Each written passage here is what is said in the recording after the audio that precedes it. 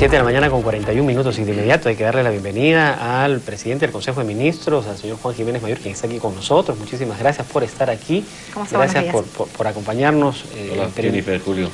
Premier. Y bueno, nosotros tenemos una nota que tiene que ver con lo que ha sido ayer la reunión del Consejo de Ministros, la sesión 147, donde se ha destacado de alguna u otra forma el proyecto de ley que incrementa o incluye las multas, ¿no? Que plantea incorporar realmente la pena de multas para los delitos más graves de corrupción, sobre todo, ¿no? Que ahí es donde hay que ponerle especial interés. Así es, Julio, la propuesta pues establece sanciones pecuniarias que van desde el pago de 180 hasta 370 días multa para diversos tipos de delitos que atentan contra la administración pública, Julio. Estos delitos considerados en el proyecto son concusión, peculado, colusión desleal, malversación de fondos, tráfico de influencias y enriquecimiento ilícito, ¿no? Y el propósito de esta iniciativa es fortalecer la lucha del gobierno contra la corrupción. Bueno, Premier, y veíamos en imágenes algunos actos de corrupción, algunos videos, algunas imágenes donde se veían policías recibiendo dinero.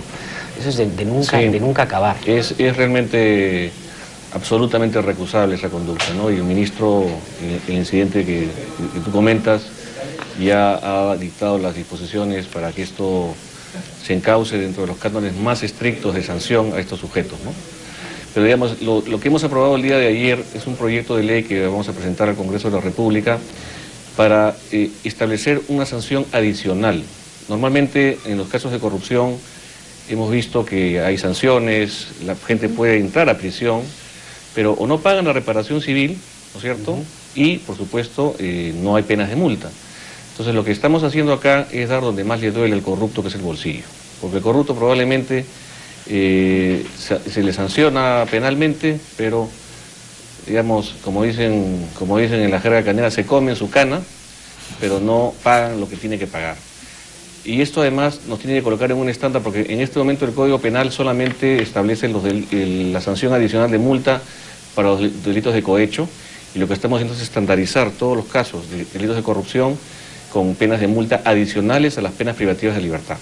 Esto además nos coloca en el estándar internacional, en los convenios que tiene firmado el Perú a nivel de Naciones Unidas y OEA. Es una exigencia y creemos que con esto también estamos dando un paso importante en mejorar la legislación en esta materia. ¿Cuál es la diferencia con estas penas de multa a la que se refiere? Porque hay una condena, hay una sentencia, sí. Luego hay una reparación civil, ¿y esto es adicional? Esto es una sanción adicional a la condena efectiva o condena condicional de pena privativa de libertad, y por supuesto es adicional a la necesidad de devolución de los dineros ilícitamente robados al Estado o el pago de la reparación civil. O sea, estamos incrementando la sanción patrimonial a aquellos corruptos que cometen delitos. Y yo quiero con esto sentar las bases, digamos, del propósito del gobierno de mejorar la legislación en esta materia y de hacer que efectivamente le demos al corrupto donde más le duele. El corrupto es una persona absolutamente despreciable que lo que hace es lucrar con el dinero del Estado. Y lo que estamos haciendo justamente es dar las sanciones más adecuadas para que estos asuntos de que, repito, donde más le duele, que es el bolsillo, efectivamente podamos tener una sanción adecuada. Una sanción ejemplar incluso pues que desanime a otros. Ahora, esto no va a ser una medida retroactiva lamentablemente porque hay muchos... lamentablemente no es retroactiva.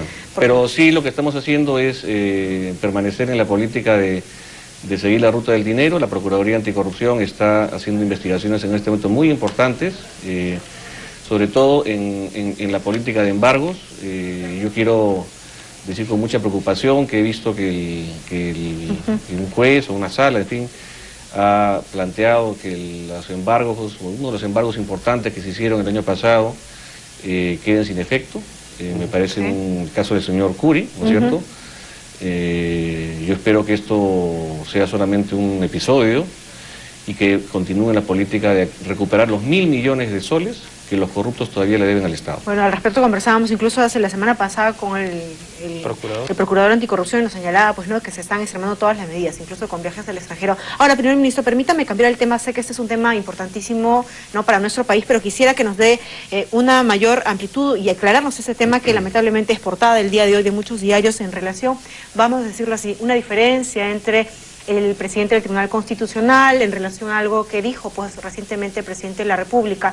Algunos señalan que hubo una injerencia por parte del Ejecutivo en los fueros autónomos del Tribunal Constitucional. Sí, Jennifer, gracias por la pregunta. Lo primero que hay que decir ahí es que el gobierno es absolutamente respetuoso de las instituciones. Y el gobierno respeta al Tribunal Constitucional, respeta a su presidente. El doctor Urbiola es un jurista muy destacado. Y aquí, lamentablemente, ha habido un episodio que yo espero que esto pueda ser superado prontamente. La labor del tribunal es una labor muy importante para el país. Necesitamos un tribunal constitucional adecuado, ciertamente, y lo que queremos acá básicamente es que se instale la prudencia. El presidente de la República lo que ha pedido es prudencia, nada más.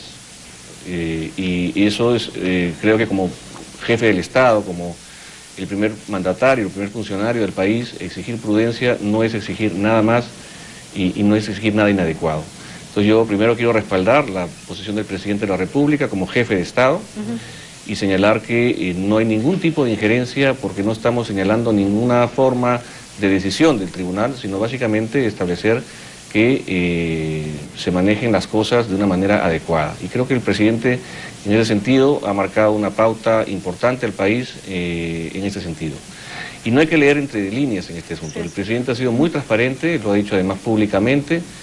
Y lo que estamos planteando acá básicamente es que el tribunal observe que tenemos un entorno en este momento que plantea una próxima elección de magistrados y que creo que es lo más importante. Además, el propio presidente del tribunal, con quien ayer he conversado justamente para poder tender los puentes que creo que en el Estado tenemos que tener todos los funcionarios, porque acá trabajamos por el país, no trabajamos en función de intereses personales, es plantear la posibilidad de que tengamos un diálogo y una permanente vocación de superar los problemas. Y en ese sentido he encontrado la mayor disposición del presidente Urbiola para poder superar este incidente.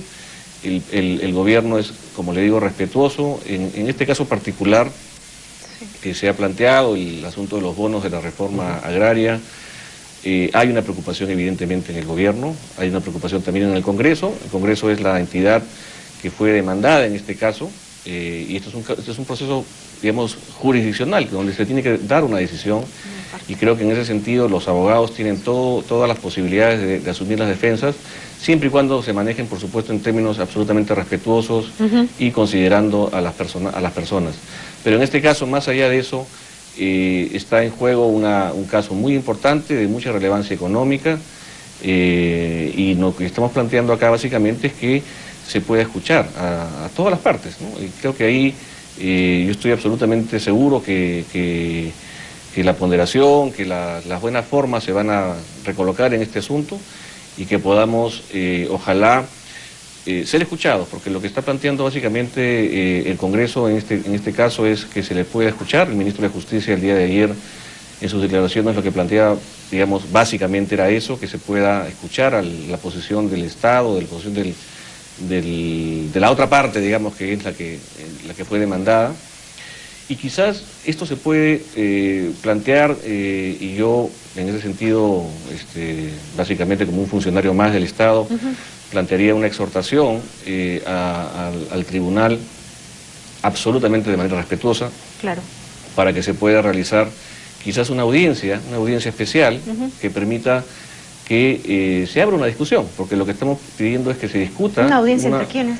Una audiencia, a ver, este es un proceso de inconstitucionalidad que se resolvió en el año 2001 y que está en este momento por una pretensión de la parte demandante en una posición de ejecución. O sea, la sentencia ya se dio. La sentencia se ha dado hace 12 años. 12 años. Pero entonces, no se puede ejecutar, o hasta el momento no se ha podido ejecutar. Bueno, ahí tenemos una posición, pero no es el caso en este momento plantearla. Lo que se está señalando básicamente acá, y es quizás lo más adecuado, por un asunto de generar una posición que recoja o que busque superar un impasse, es que podamos todas las partes hacer un debate sobre el tema. Ahora, y creo que eso es lo importante, que podamos exponer ideas y dejemos, digamos, de lado los descalificativos, y creo que eso le hace mucho daño al país, porque la gente, los peruanos y peruanas no quieren que sus funcionarios estén enfrentados, y con el doctor Urbiola ayer hemos tenido una conversación muy importante, por supuesto reconocemos todas sus calidades profesionales, éticas, es un funcionario de primer nivel y creo que por supuesto de parte de él existen todas las garantías de un proceso adecuado, pero necesitamos que tengamos también, en este caso en particular, una disposición de poder ser escuchados, ¿no? Que es lo que está un poco planteando el Congreso de la República. Premier, ¿y la posibilidad de esta audiencia ha sido conversada también con el...? No, porque no hemos hablado del tema en particular, no hemos hablado sino básicamente de la necesidad de que podamos tender puentes, de que podamos superar este momento que podríamos calificar de mal entendimiento o de desinteligencia, digamos, porque yo creo que los descalificativos no le hacen daño, no le hacen bien al país y más bien le hacen daño a la democracia, ¿no? Bueno, en todo caso, ¿no? En aras de una tranquilidad, como usted bien lo ha señalado, el peruano de a pie, la población, pues no quiere ver enfrentada a sus instituciones, menos pues a sus máximas autoridades, sí, ¿no? y quiero reiterar plenamente la posición democrática del gobierno. El presidente Humala lo ha ratificado en la última entrevista que dio, la posición de un gobierno que respeta la Constitución, que respeta la ley, que respeta las instituciones, y en ese sentido, por supuesto, ratificamos plenamente lo señalado por el presidente y también la necesidad de que tengamos el cuidado necesario en casos que son muy sensibles para el país, y creo que ahí todos coincidimos en que nosotros necesitamos, digamos, seguir adelante con el crecimiento económico, con los proyectos de reforma al país que viene conduciendo el presidente Humala, con la necesidad de cambios, que son justamente los que plantea un manejo ordenado de las cuentas nacionales. Y de esos cambios vamos a hablar más adelante, justo en relación a lo que usted dice, ¿no? También va en concordancia a lo dicho por el presidente de la República, de entablar nuevamente puntos de diálogo en relación a temas álgidos en nuestro país, por ejemplo, el tema de la ley del servicio civil, ¿no? El presidente de la República señaló que se sentaría a conversar con los dirigentes que por ahí aún están opuestos a esta ley. Sí, ya hemos conversado con el presidente sobre esa posibilidad, el presidente lo ha ratificado públicamente, lo hemos conversado internamente con él para efectos de llevar prontamente a cabo esta reunión, así que quiero desde aquí, desde la señal del IRTP de Canal 7, manifestar que prontamente tendremos esta reunión con las centrales sindicales y oportunamente vamos a convocarlos. Estamos muy ilusionados con esta reunión, sobre todo para poder tender los puentes, que es lo que el gobierno quiere hacer con todas las fuerzas sociales, fuerzas políticas, con todas las instituciones. El manejo ordenado del país y el manejo, por supuesto, adecuado de cómo mantener las relaciones es lo más importante para la democracia. Premier, bueno, ayer han tenido Consejo de Ministros, estamos a vísperas de 28 de julio, faltan pocos días, es muy probable que parte de las conversaciones que hayan tenido ayer con los ministros sea la evaluación de lo avanzado hasta el momento. ¿Y qué es lo que se va a decir o se va a rendir cuentas en 28 de julio? ¿Se tocaron estos temas? Y en todo caso, si es así, ¿cuáles han sido los temas más relevantes que destacar? Sí, bueno, ha sido una jornada larga en el Consejo ayer. Como siempre, nosotros hacemos una evaluación de los sectores, de cómo van avanzando los proyectos de obras importantes para el país. Es importante señalar que analizamos las metas siempre y vemos cómo van las obras que se están realizando. Y quiero decir que en eso el gobierno va haciendo una labor muy importante en todo el país, sobre todo en zonas descentralizadas. También hemos evaluado el avance de los megaproyectos del gobierno, el tema del gasoducto, el tema del metro de Lima, la línea número 2, la longitudinal de la sierra, en fin, todos los proyectos que van a quedar para que podamos mejorar la infraestructura y por supuesto la calidad de vida de los peruanos. Es uno de los elementos que siempre evaluamos en los consejos de ministros. También hemos avanzado mucho en la discusión del plan de derechos humanos. El ministro de Justicia y Derechos Humanos hizo una exposición muy importante sobre el plan, que próximamente vamos a aprobarlo. Hemos aprobado también una declaración de estado de emergencia de la plaga de la roya, y ahí quiero señalar a los cafetaleros que el gobierno viene trabajando con sensibilidad a este problema y por supuesto se pondrán y ya se han puesto los recursos para poder afrontar esta lamentable plaga que viene afectando a miles de agricultores. Y por supuesto siempre hacemos la valoración o análisis político de las circunstancias que atraviesa el país y Creo que en cuanto al mensaje a la nación que el presidente dará el 28 de julio, cuando también hemos hecho una revisión, digamos, vinculada a los avances y metas, creo que va a ser un mensaje muy alentador, un mensaje de esperanza, como siempre.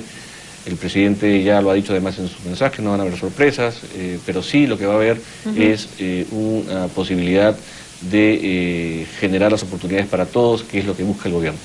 Parte de la información que se ha estado dando a conocer ahorita nada más tiene que ver con los problemas o los conflictos que se han dado también en nuestro país. Y ayer se ha dado a conocer ya la, digamos, implementación, la culminación de ese reservorio de Chalhuabón en Cajamarca, ¿no? Donde se ha duplicado prácticamente la capacidad de almacenaje de agua en esta región.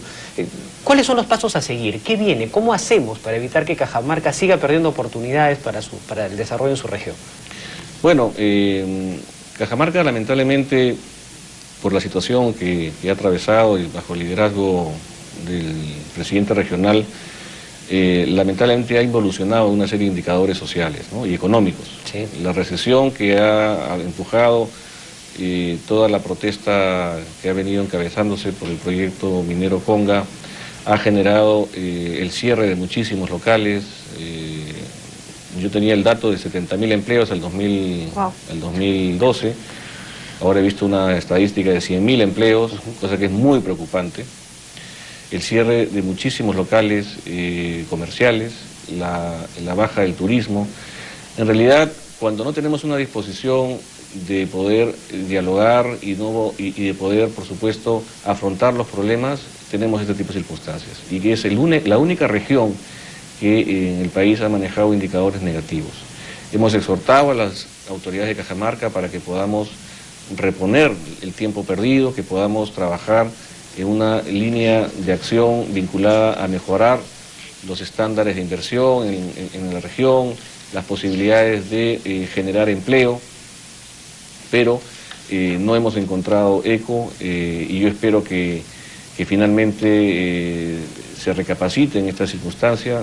No todo se puede manejar a través solamente de una idea, porque el gobierno tiene múltiples ámbitos de acción: la agricultura, la ganadería, el comercio, el turismo, la minería, por cierto. El Perú es un país minero y Cajamarca tiene una serie de proyectos muy importantes. Cajamarca es una región minera, hay que decirlo. Entonces, creo que esto requiere una seria reflexión. Nosotros estamos muy preocupados con esta situación porque Cajamarca también es el Perú, por supuesto. Claro. Y bueno, estaremos acompañando este proceso. Los ministerios que tienen la realización de obras están haciendo una serie de acciones también para poder inyectar recursos a Cajamarca y esperamos que esto pueda servir como paliativo frente a la situación de falta de disposición de la región, del gobierno regional, de poder trabajar conjuntamente con el gobierno. Ahora, primer ministro, esta es una de las grandes lecciones que sin duda pues ha dejado, hay que decirlo así, este mayor conflicto social que ha atravesado esta gestión el gobierno de Ollanta Humala, ¿no? Y también, de alguna manera, deja ya consolidado el tema de que las empresas extractivas no pueden actuar como estaban actuando en el pasado, y vemos que hay mucha normatividad que ya está acompañando esos esfuerzos, ¿no? Vemos que el concepto del entorno positivo, la responsabilidad social, ¿no? Es importantísima, pero también la obligación que tienen ustedes como el gobierno, como el Estado, como el gobierno central, de defender la propiedad privada y también, pues de alguna manera, velar por el Estado de Derecho. Si no, ¿cómo es que obtenemos los recursos para mantener este crecimiento sostenido y paliar y reducir estas brechas de desigualdad? Sin duda, y la lección que tenemos en todo esto es que la inversión es la principal catalizadora del desarrollo y del progreso. Eso lo tenemos muy claro en el gobierno y quisiéramos que esté muy claro en todas las autoridades del país.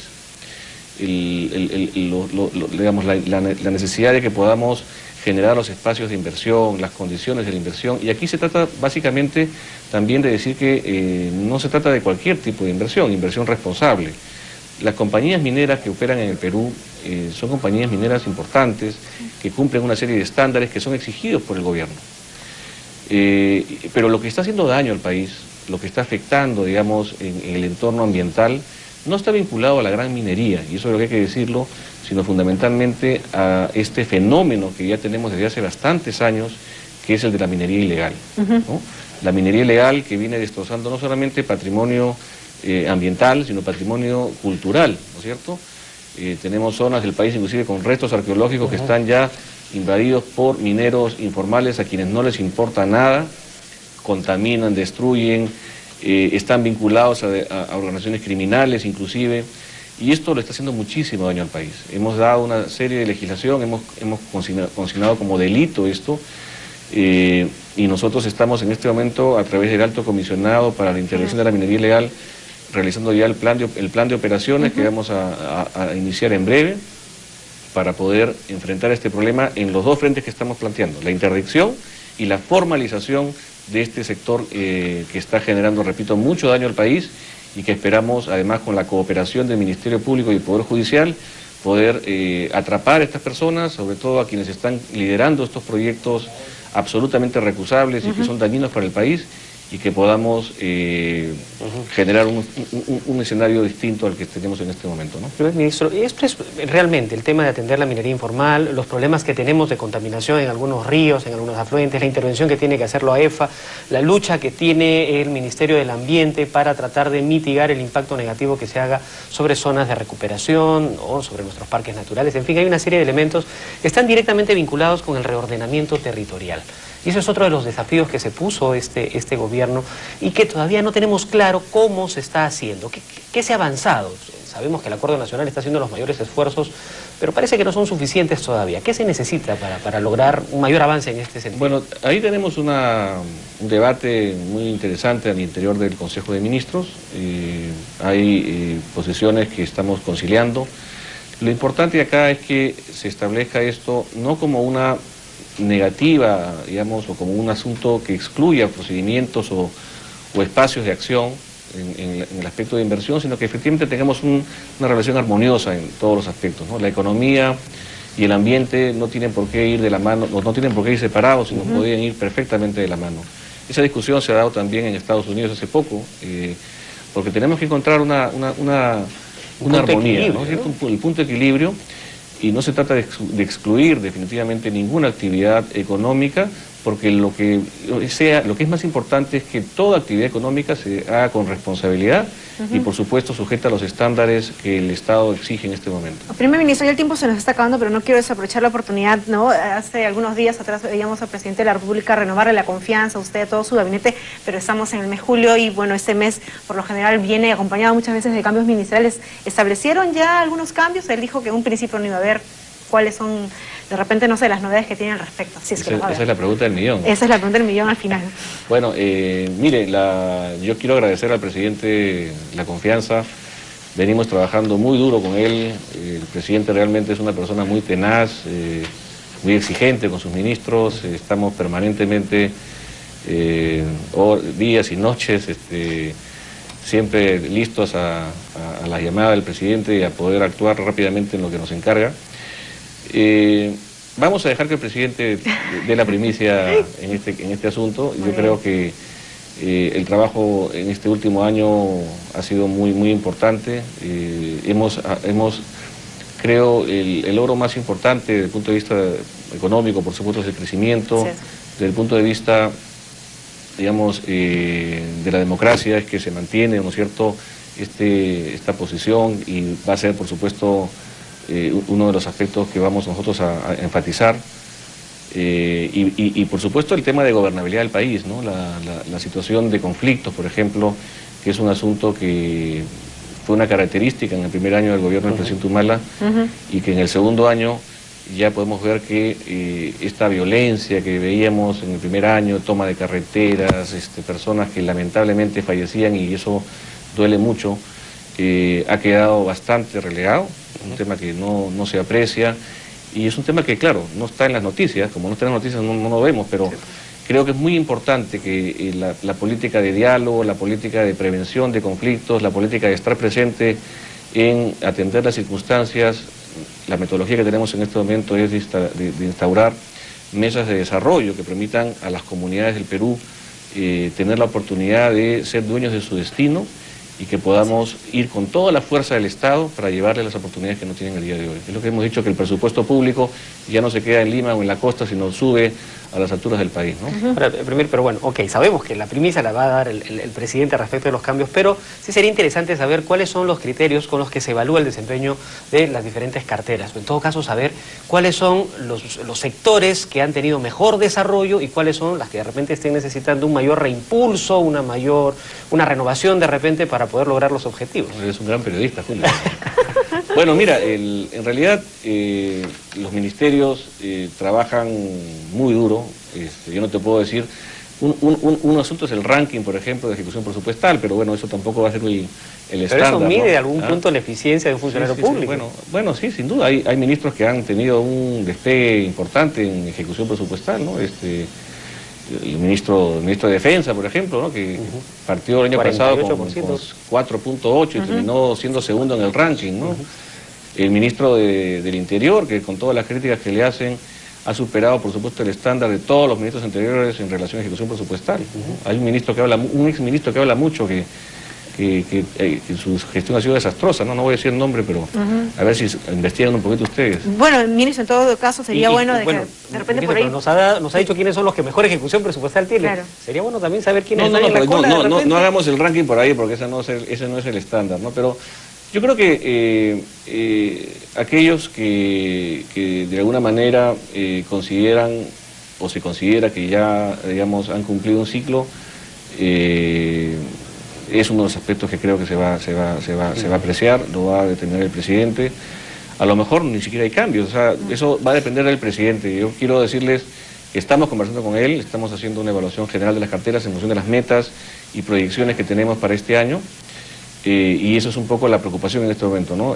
Más quién se queda, quién se va, la gestión que están a cargo de todos los sectores para poder generar, digamos, el adecuado resultado, que es lo que el presidente dibuja, digamos, permanentemente como gestión pública en todos los sectores. En todo caso, primer ministro, sería muy bueno de repente escuchar de propia boca de los titulares de los portafolios, ¿no? Y aquí, a través de la señal de TV Perú, cuál es el balance que ellos hacen de este primer semestre. Bueno. Así que me gustaría que también usted, ¿no?, invite a sus ministros para que vengan. Yo les digo que vengan, encantado. Sí, por favor, para conocer, ¿no?, cuál es el balance del trabajo que se está realizando. Les voy a decir a todos que vengan. En verdad.